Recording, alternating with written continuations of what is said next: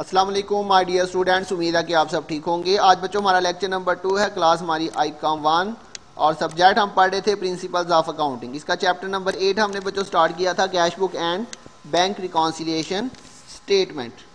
तो आज बच्चों हम इसकी एक्सरसाइज नंबर जो है वो 2 सॉल्व करेंगे। ये आपके पास नोट्स के ऊपर पेज नंबर 23 है। अपने नोट्स अपने सामने रखिएगा बच्चों। तो आज हम जो है वो एक्सरसाइज नंबर 2 सॉल्व करेंगे। कल हमने इसकी फर्स्ट एक्सरसाइज की थी। तो सबसे पहले क्वेश्चन को रीड करती हैं। Enter the following transaction in a single column cash book of इकराम। तो बच्चों हमने इसमें कैश बुक बनानी है जी। बच्चों सिंगल कॉलम कैश बुक कहे या कैश बुक कहे तो आपने ऐसे ही बनानी है जैसे हमने कल बनाई थी। तो इसमें उसने आपको नाम दिया हुआ है इकराम। तो सबसे पहले बच्चों हम उसका नाम लिखेंगे यहाँ टॉप के ऊपर। इधर आ जाएगा बच्चों मिस्टर इकराम।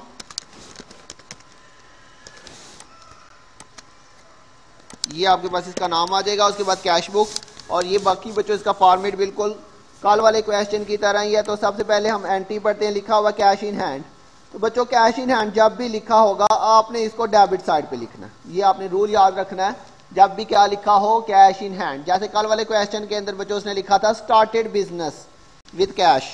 तो बच्चों यहाँ पे उसने स्टार्टेड बिजनेस की जगह पे क्या दे दिया, कैश इन हैंड। तो जब भी कैश इन हैंड दिया होगा आपने उसको बच्चों डेबिट साइड पे लिखना है। यहाँ पे डेट की बजाय उसने आपको ABC नंबरिंग बताई हुई है। तो आपने बच्चों डेट की बजाय जो है उसकी जो नंबरिंग बताई हुई है वो नंबरिंग आपने मेंशन कर देनी है। तो इसकी थोड़ी सी एडजस्टमेंट कर लें, फॉर्मेटिंग वगैरह। फिर इसको हम सॉल्व करते हैं बच्चों।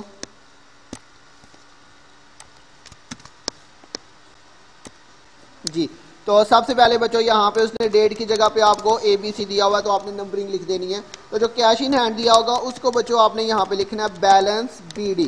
जब भी कैश इन हैंड दिया होगा उसको आपने क्या लिखना है, बैलेंस BD। आपने याद रखना है इसको। यहाँ पे नीचे हम CD लिखते हैं लेकिन यहाँ पे ऊपर आपने कैश इन हैंड को हमेशा बैलेंस BD लिखना है, हमेशा डेबिट साइड पे। तो 50,000 बच्चों इसकी अमाउंट है आपके पास। यहाँ पे आपके पास आ जाएगी 50,000 इसकी अमाउंट। और उसके बाद बच्चों सेकंड एंट्री में देखें जी परचेज गुड्स फॉर कैश। तो बच्चों कैश बुक में हमने बात की थी कैश आएगा तो डेबिट साइड पे लिख देना, और अगर कैश जा रहा है तो आपने उसको क्रेडिट साइड पे लिख देना। तो सेकंड एंट्री में अगर आप देखें परचेज गुड्स फॉर कैश, तो इसमें मुझे बताएं कैश आएगा या जाएगा। तो बच्चों जब चीज़ें खरीदेंगे तो कैश जाएगा। तो जब कैश जा रहा है, पे कर रहे हैं, तो आपने उसको क्रेडिट साइड पे लिखना। रेफरेंस में आपने लिखना परचेज गुड्स है तो आपने परचेजेस लिख देना। तो ये क्रेडिट साइड के ऊपर बच्चों ये ट्रांजैक्शन रिकॉर्ड होगी। यहाँ पे आ जाएगा आपके पास B, और रेफरेंस में हम क्या लिखेंगे, परचेजेस अकाउंट यहाँ पे लिखेंगे। रेफरेंस के अंदर अमाउंट आपके पास बच्चों उसने आपको दी हुई थी 4,000। तो ये आपके पास बच्चों 4,000 जो है वो इसकी कैश की वैल्यू आ जाएगी। इसके बाद नेक्स्ट एंट्री में देखिए बच्चों purchase the typewriter for business. जी बच्चों इसमें टाइपराइटर खरीद रहे हैं तो दूसरी चीज़ उसने मेंशन नहीं की हुई, इसका मतलब दूसरी चीज़ जो है वो कैश ही होगी। तो इसमें बच्चों देखिएगा कैश आ रहा है या जा रहा है। तो टाइपराइटर जब हम खरीदेंगे तो इसका मतलब है कैश जा रहा है। तो जब कैश जा रहा है तो कौन सी साइड पे लिखना है, क्रेडिट साइड पे। जब कैश जाएगा तो क्रेडिट पे, जब आएगा तो डेबिट पे। तो टाइपराइटर परचेज कर रहे हैं, टाइपराइटर आ रहा है तो इसका मतलब कैश जो है वो हमारे पास से जा रहा है। तो ये कौन सी साइड पे लिखा जाएगा बच्चों, क्रेडिट साइड के ऊपर। ये भी लिखा जाएगा एंट्री नंबर C है। और किसकी वजह से बच्चों, टाइपराइटर अकाउंट की वजह से। जब गुड्स होगा तो परचेज लिखेंगे, लेकिन गुड्स के अलावा अगर कोई चीज़ है तो फिर आप उसका नाम लिखेंगे। और इसकी वैल्यू उसने आपको बताई हुई थी टोटल 6,000।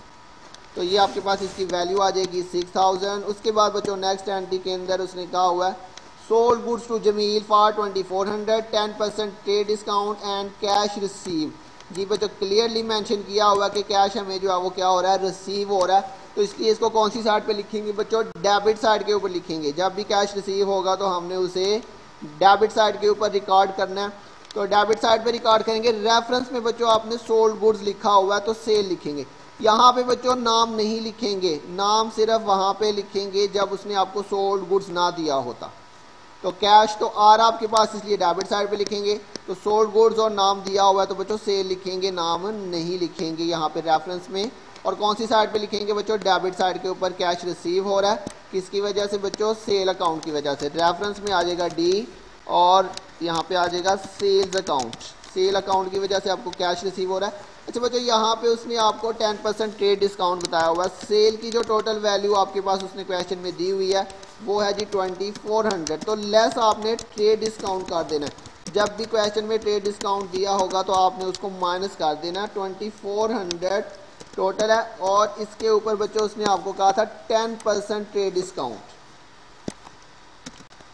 तो 10% ट्रेड डिस्काउंट आपने बच्चों इसका लेके इसमें से माइनस कर देना, ये आपने कैलकुलेशन कर लेनी है। तो ये आपके पास बच्चों 10% जो है वो कितना आ जाएगा, 240 आ जाएगा।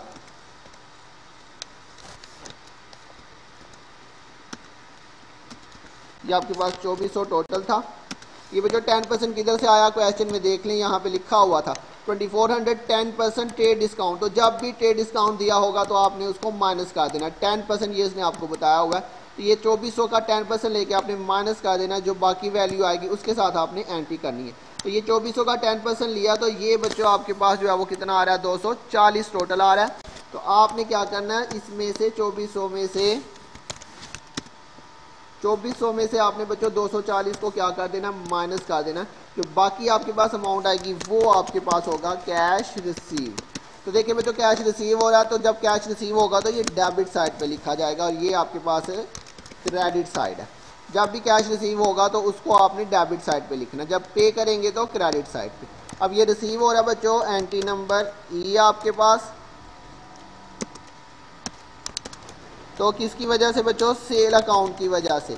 और कितनी इसकी वैल्यू है बच्चों, 2160। ये वाली बच्चों आपने वैल्यू लिखनी है माइनस करने के बाद जो वैल्यू आएगी। जी बच्चों ये पिछली एंट्री डी वाली एंट्री की हमने अमाउंट मिस कर दी थी, सॉरी ये मैंने डी वाली ही एंट्री जो है 2 दफ़ा लिख दी है। ये ऊपर वाली ही एंट्री है ये वाली, तो ये आपके पास बच्चों यहाँ पे आ जाएगी 2160।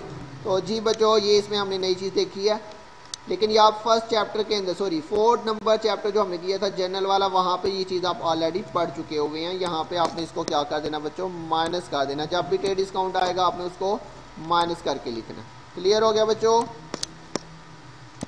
जी। उसके बाद नेक्स्ट एंट्री पढ़ते हैं। उसके बाद पे टू मिस्टर रिहान। जी बच्चों पे कर रहे हैं मतलब कैश जा रहा है, तो जब कैश जा रहा है तो कौन सी साइड पे लिखेंगे, क्रेडिट साइड पे। और किसकी वजह से, मिस्टर रिहान अकाउंट की वजह से। एंट्री नंबर ई है, ये आपके पास क्रेडिट साइड पे आएगी। मिस्टर रिहान अकाउंट की वजह से कितना बच्चों हमने कैश पे किया, यहाँ पे 1500 बच्चों हमने कैश पे किया, तो ये आपके पास आ जाएगा 1500। उसके बाद बच्चों नेक्स्ट एंट्री के अंदर कैश सेल। जी बच्चों सेल कर रहे हैं, जब सेल करेंगे तो कैश रिसीव होगा, कैश सेल। कैश आ रहा है हमारे पास तो डेबिट साइड पे लिखा जाएगा, एंट्री नंबर एफ है, तो ये डेबिट साइड के ऊपर आ जाएगा आपके पास एंट्री नंबर एफ। इसकी वजह से बच्चों सेल अकाउंट की वजह से। अमाउंट आपको उसने बताई थी 1000। कितनी अमाउंट थी बच्चों, 1000 जी। उसके बाद फिर से कह रहा है receive from Ahmed and company. अच्छा बच्चों यहाँ पे अब कैश नहीं मेंशन, तो अंडरस्टूड है, मैंने आपको बताया था जब एक चीज़ मेंशन हो तो दूसरी चीज़ हमेशा क्या होगी, कैश ही होगी। तो लिखा हुआ है रिसीव फ्रॉम अहमद, तो जब रिसीव हो रहा है, आ रहे हैं पैसे, तो कौन सी साइड पे बच्चों लिखेंगे, डेबिट साइड के ऊपर। और रेफरेंस में क्या लिखेंगे, अहमद एंड कंपनी 2700। जी वाली एंट्री बच्चों ये डेबिट साइड पे आएगी, Miss Ahmed and company account की वजह से। और कितनी इसकी बच्चों अमाउंट है, 2700 इसकी अमाउंट थी, 2700 जी बच्चों। उसके बाद नेक्स्ट एंट्री के अंदर परचेज स्टेशनरी फॉर कैश। जी बच्चों स्टेशनरी परचेज कर रहे हैं तो कैश जा रहा है, तो इसलिए ये भी कौन सी साइड पे आएगा, ये क्रेडिट साइड पे आ जाएगा, एच वाली एंट्री। और रेफरेंस में हम क्या लिखेंगे बच्चों, स्टेशनरी अकाउंट। अमाउंट आपके पास है इसकी 1600, तो ये बच्चों आपके पास क्रेडिट साइड पे आ जाएगी, एंट्री नंबर एच।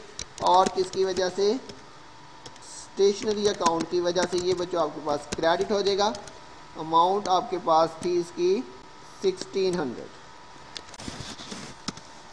जी बच्चों। उसके बाद नेक्स्ट एंट्री में देखें receive from Zubair and company. अब फिर से कैश आ रहा है तो बच्चों डेबिट साइड पे लिखेंगे, रेफरेंस में हम लिखेंगे Zubair and company account, debit side के ऊपर ही आ जाएगा आपके पास। और इसकी अमाउंट है बच्चों, एंट्री नंबर आई है, जुबैर एंड कंपनी अकाउंट। और अमाउंट आपके पास बच्चों इसकी आपको उसने बताई थी 4800 जी बच्चों। उसके बाद है जी पेड ऑफिस रेंट। तो ऑफिस रेंट बच्चों जी जो पे कर रहे हैं, कैश जा रहा है इसका मतलब है। तो जब कैश जा रहा है तो हमने इसको क्या कर देना बच्चों, क्रेडिट साइड पे लिखेंगे। और किसकी वजह से, ऑफिस रेंट की वजह से। ये क्रेडिट साइड पे लिखेंगे, पैसे जा रहे हैं।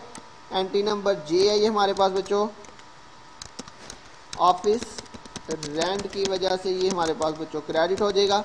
और अमाउंट आपके पास इसकी कितनी थी, 1000 जी बच्चों, ये आपके पास 1000 इसकी अमाउंट थी।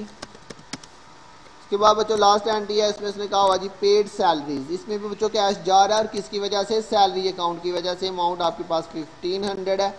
एंट्री नंबर आपके पास के है। और सैलरी अकाउंट की वजह से बच्चों आपके पास पैसे जा रहे हैं। ये कितनी अमाउंट थी, 1500 जी बच्चों। तो ये हमारा क्वेश्चन कंप्लीट हो चुका है। अब बच्चों आपने क्या करना है, इसके बाद आपने इसका बैलेंस निकालना है। बैलेंस निकालने के लिए बच्चों वही रूल है जो मैंने आपको बताया था, जिस तरह हम लेजर में करते थे। दोनों साइड का टोटल करेंगे और बड़ी साइड का टोटल दोनों साइड पे लिखा जाएगा। तो अब इसका टोटल करके देखते हैं बच्चों हमारे पास कौन सी साइड का टोटल ज़्यादा आ रहा है। तो सबसे पहले हम डेबिट साइड का टोटल कर लेते हैं। 50,000 प्लस 2160 प्लस 1000 प्लस 2700 और प्लस 4800 जी बच्चों, ये हमारे पास डेबिट साइड का टोटल आ रहा है।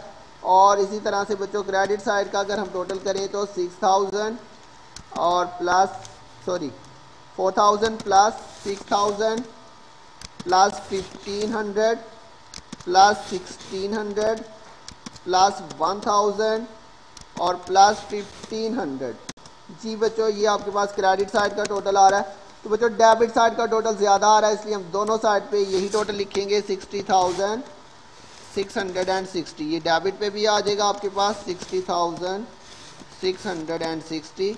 और क्रेडिट साइड के ऊपर भी बच्चों यही टोटल लिखेंगे, 60,660। तो ये आपके पास बच्चों दोनों साइड पे टोटल आ जाएगा जी। अब इन दोनों का आपने बच्चों डिफरेंस लेना है और देखना है कौन कितना डिफरेंस आ रहा है बच्चों। ये आपने इसका डिफरेंस लिया तो ये आपके पास 45,060। ये आपके पास आ जाएगा बैलेंस सीडी। और बैलेंस सीडी मैंने बच्चों आपको बताया था आपने कौन सी साइड पे लिखना है, छोटी साइड के ऊपर। सी का मतलब छोटी, डी का मतलब साइड। तो अब आपने मुझे बताना बच्चों ये डेबिट और क्रेडिट इन दोनों में से कौन सी साइड छोटी है। तो बच्चों ये 15,600 ये क्रेडिट साइड छोटी है और ये हमारे पास क्रेडिट साइड है। तो यहाँ पे बच्चों डिफरेंस लिखा जाएगा 45,060। और इसके सामने बच्चों यहाँ पे हम लिखेंगे बैलेंस सीडी। डेट बच्चों उसने नहीं दी हुई, डेट अगर होगी तो यहाँ पे सबसे लास्ट वाली डेट लिखेंगे। तो ये बच्चों हमारे पास सेकंड जो एक्सरसाइज है वो भी हमारी कंप्लीट हो चुकी है। तो मुझे उम्मीद है कि आपको समझ आ गई होगी। अगर किसी पॉइंट की नहीं समझ आई तो बच्चों आप ज़रूर पूछिएगा। अपना ध्यान रखिएगा। बहुत जल्द मिलेंगे बच्चों नेक्स्ट लेक्चर के साथ। तब तक के लिए अल्लाह हाफिज़।